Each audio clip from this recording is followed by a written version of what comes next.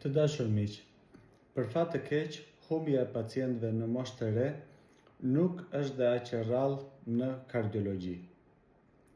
Kjo sepse përveç faktit që ka një rritje të numrit të rasteve me miokard infarkt dhe me sëmundje ishemike të zemrës në moshë të re, që në fakt nuk është aq ekstreme sa alarmohet, të rinj preken dhe nga sëmundje të tjera të zemrës, të cilët nuk kanë lidhje fare me moshën, por prekin edhe moshat e reja.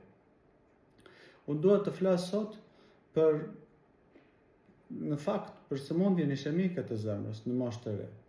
Pra, siç e them gjithmonë, enët e gjakut e humbasin elasticitetin me kalimin e kohës. Ndodhin ato proceset e aterosklerozës, të cilat në fakt janë edhe proces plakje. Por pse jo, gjërat që kemi në dorë ne mund t'i kontrollojmë. Dhe çdo njeri ka një risk, ka një rrezik, pra ka një rrezik 10 vjeçar, dhe kjo është bërë nëpërmjet një skori që mund ta kalkuloj gjithkush. Quhet skor dysh. Skor dyshi. E gjeni në internet. Kjo përfshin moshën, pra mosha më e madhe, rrezik më i madh tjetër. Gjinia mashkullore, për fat keq, është më e prirur ndaj sëmundjes ishemike të zemrës. Numri 3 është duhani, statusi, duhanpirës apo jo.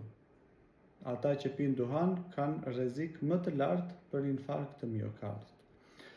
Numri 4 është tensioni sistolik dhe numri 5 janë yndyrnat përveç HDL-s, pra yndyrnat e këqija, po e them në mënyrë popullore. Le t'i analizojmë këto me radhë dhe fokusin do ta kemi te yndyrnat. Pra, nëse bëj video shumë shkurt, po them 3 gjëra se tani moshën nuk e kemi në dorë. Gjinin nuk e kemi në dorë, për ata që ka të tjerë që e ka në dorë. Pra, moshën, gjinin nuk kemi çfarë t'i bëjmë. Dhe faktorin gjenetik nuk e kemi në dorë, nuk është i ndryshueshëm. Ajo që kemi në dorë është duhanpirja. Kjo është e lehtë është për mua që se pi, për ata që e pinë ndoshta e vështirë. Numri 2 që kemi në dorë është tensioni, shumë e rëndësishme matja e tensionit. Matja gjithashtu unë e sugjeroj dhe matin 24 orash.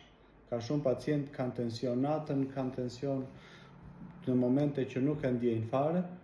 Matja gjithmonë në evente të ndryshme, jo gjithmonë në njëjtin, për shembull, shumë vinë në spitale kanë të lartë tensionin, po kjo nuk do të thotë që pacientët kanë tension. Dhe tjetra, kalojmë tani te yndyrnat. Yndyrnat i ka për çdo pacient, në varësi të rrezikut që ka referencë tjetër. Pra, ju mund ta bëni këtë, të gjeni se sa pacient në rrezik jeni nëpërmjet skor dyshit dhe të gjeni referencën tuaj të LDL-s.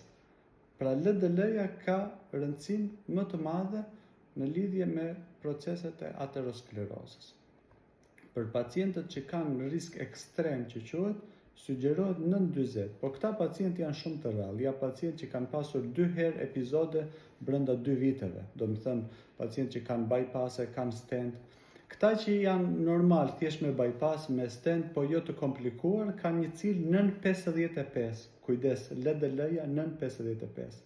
Pacientët me një risk intermediat kanë 70, kujdes pacientët që janë me diabet, pacientët që janë me veshka, dhe pastaj pacientët me pak risk kanë një si referencë të 100 LDL.